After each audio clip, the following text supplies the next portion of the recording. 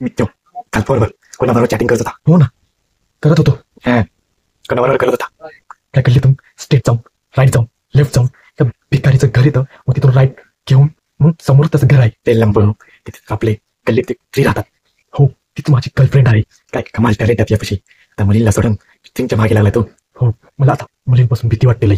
काय कारण मुलींना कळलं तर धोका देतो, ते कधी पण कापून टाकू शकतात. काय दुखता अंग. आणि काय कुत्ती बरोबर प्रेम करतोय काय. कारण धोका दिला तर ते कुठे काही करू तर शकत नाहीत. तुझं काय लाच कर. माझं तुझ्यासारखं तर नाही ना चाललं. माझं म्हणजे ठीकठाक चालू आहे. ठीक आहे. तुला माहिती आहे, तू रात्रभर इंस्टाग्रामवर आयटमबाजी करत असतो. मी तर आयटमबाजी करतो, तू तर कुत्रेबाजी करतो. तुझ्या आयटमने कापलं का?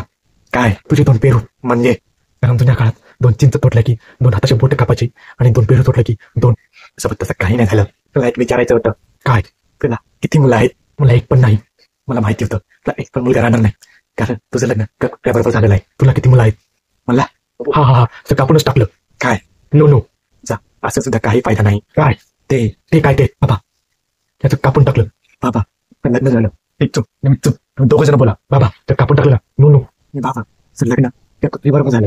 माझ्यासोबत तर दोन्ही झालंय.